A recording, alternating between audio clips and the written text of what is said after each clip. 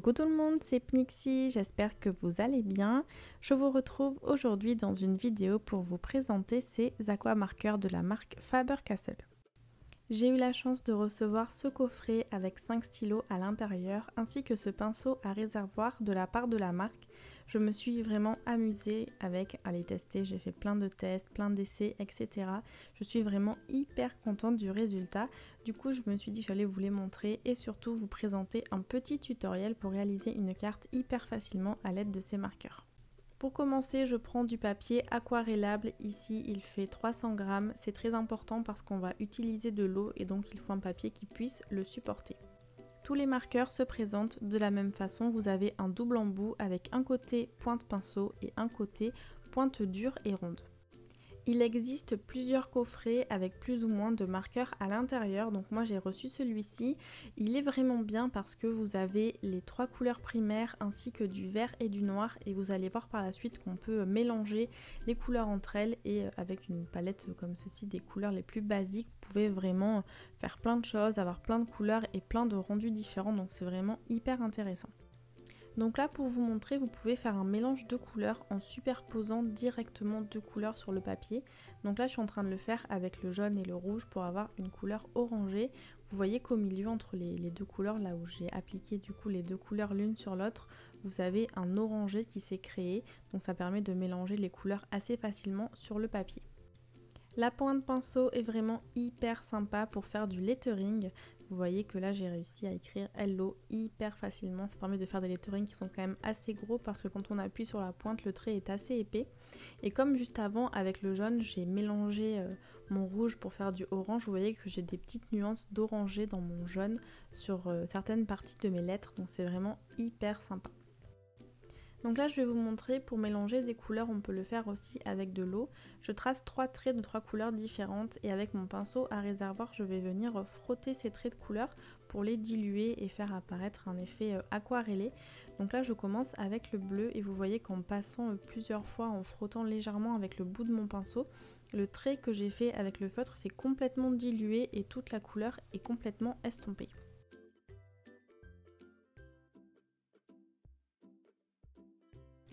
Je fais ensuite la même chose sur mon trait qui est de couleur verte, donc je vais bien diluer le vert et vous allez voir que je vais pouvoir mélanger le bleu et le vert toujours avec mon pinceau à réservoir en appliquant de l'eau entre les 2 couleurs. Les couleurs vont venir se mélanger et se fondre l'une avec l'autre.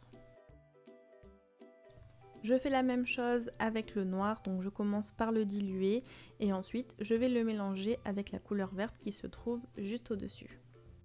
Bon, esthétiquement parlant, on est d'accord que ça n'est pas extraordinaire, mais c'est pour vous montrer comment réagissent les couleurs et que vous pouvez les mélanger hyper facilement les unes avec les autres. Maintenant, je reviens sur les couleurs que j'ai appliquées il y a maintenant plusieurs minutes qui ont bien eu le temps de sécher, donc le jaune que j'ai mélangé avec mon rouge. Et vous voyez que malgré le fait que le stylo ait été appliqué il y a un petit moment et qu'il est bien séché, les couleurs se mélangent toujours aussi bien avec de l'eau. Donc j'ai appliqué de l'eau avec mon pinceau à réservoir, je frotte mes traits et à nouveau la couleur se dilue. Et je trouve qu'elle est bien mieux mélangée comme ça, quand on ajoute un petit peu d'eau, les couleurs se fondent un petit peu plus et le dégradé est d'autant plus joli.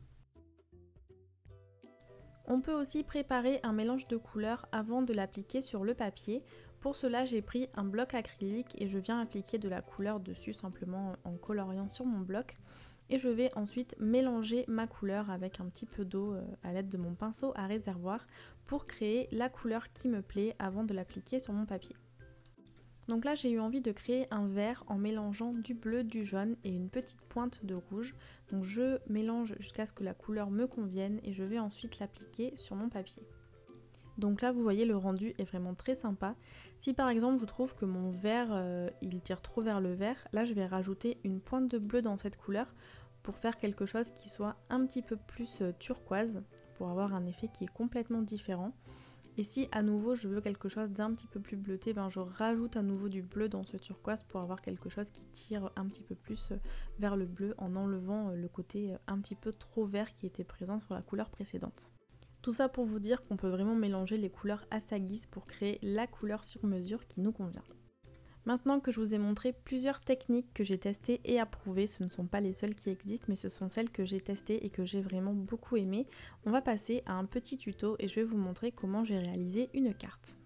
Pour commencer, j'ai découpé un morceau de papier aquarellable rectangle, donc qui fait 4 pouces par 5 pouces. Et au centre, quasiment, j'ai écrit le mot j'aime, donc ça veut dire tout simplement j'aime en anglais. Et c'est autour de ce mot que va s'articuler ma décoration, donc c'est pour ça que je voulais commencer par l'écrire. Et je vais maintenant m'attaquer à la partie à l'aquarelle que je vais faire. Donc pour cela, je vais prendre des marqueurs et je vais dessiner des petites formes de bâtonnets pointus, ça va représenter des cristaux. Je n'ai pas rempli mon cristal avec de la couleur en intégralité parce que je veux pouvoir jouer avec les différentes nuances. C'est-à-dire que si je colorie intégralement mon cristal, je ne pourrais pas jouer avec les effets de clarté et en diluant avec de l'eau. Tandis que là j'ai mis juste sur le côté, donc là ce sera plus foncé, et sur l'autre partie qui n'était pas coloriée, je vais rajouter un peu plus d'eau pour diluer et étirer ma couleur et pour que finalement elle soit plus claire sur cette partie-là.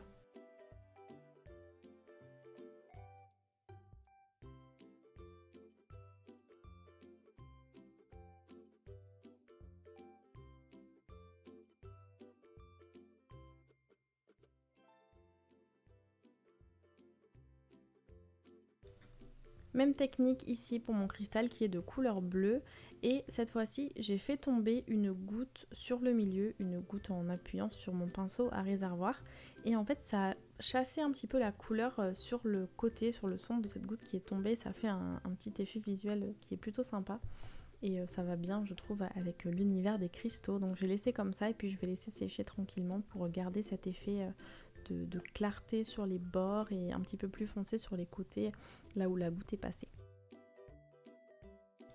Je continue avec un nouveau cristal qui est cette fois-ci de couleur rouge, donc pareil que tout à l'heure, je fais petit à petit en ajoutant de la couleur que d'un côté et en l'étirant sur le côté droit. Donc vous voyez que le côté gauche est bien plus foncé que le côté droit, et pareil je vais faire des petits effets en ajoutant des petites gouttes comme sur la gemme précédente. Cette fois-ci j'en ai mis deux, pareil pour avoir un effet un petit peu différent et ne pas avoir des cristaux qui soient trop semblables l'un avec l'autre.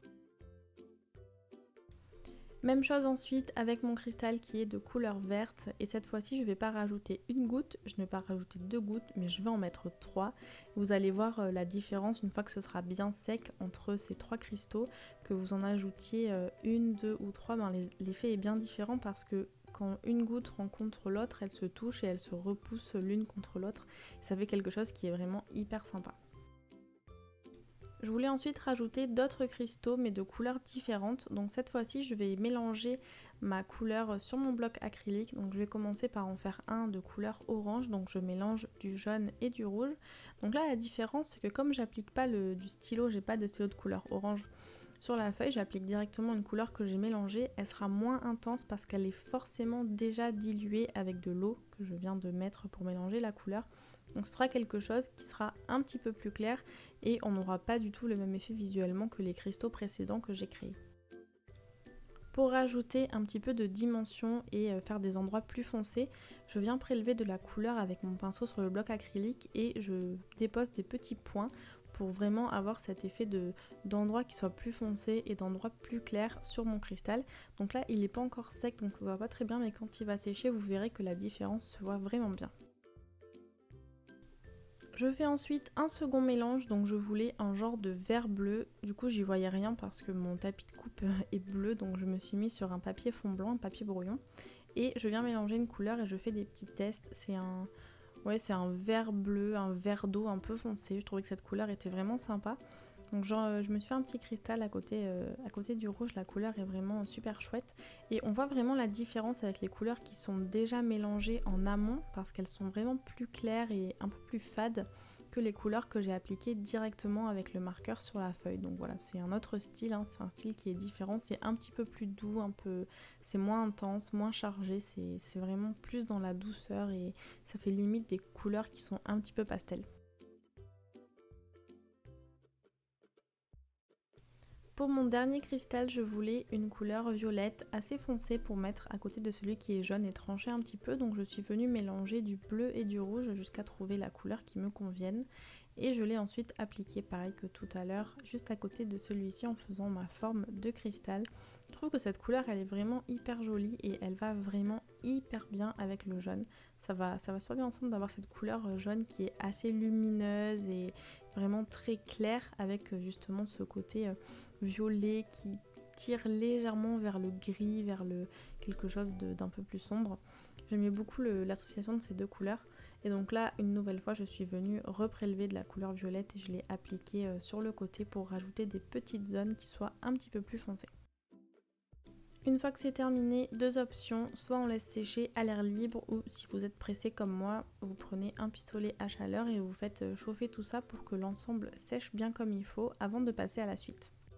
J'utilise une règle et un crayon à papier pour tracer deux lignes horizontales, l'une au-dessus de l'autre qui vont me servir à continuer mon lettering et je me suis servi des repères qui sont sur mon tapis de coupe pour les tracer bien droit à la distance que je voulais.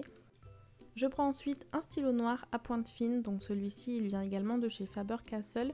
Je l'avais eu dans un kit où j'avais acheté un lot de stylos avec des pointes pinceaux pour faire du lettering, c'est les Pitt Artist Brush si je ne dis pas de bêtises. Et celui-ci était avec, donc je me suis dit que j'allais m'en servir pour continuer mon lettering. Ça serait plus joli de le faire avec un stylo avec une petite pointe comme ceci que de prendre l'embout du stylo noir avec lequel j'ai fait mon lettering juste en dessous parce que c'était un petit peu trop épais à mon goût. Avec ce même stylo, je viens dessiner le contour et l'intérieur de mes cristaux. C'est vraiment l'étape où finalement tout prend vie, c'est hyper chouette de faire ça. On a l'impression que ce sont des cristaux taillés, des cristaux précieux. Et le fait d'avoir un effet aquarelle dans le fond qui joue avec la couleur et la luminosité, on dirait presque que ce sont des vrais.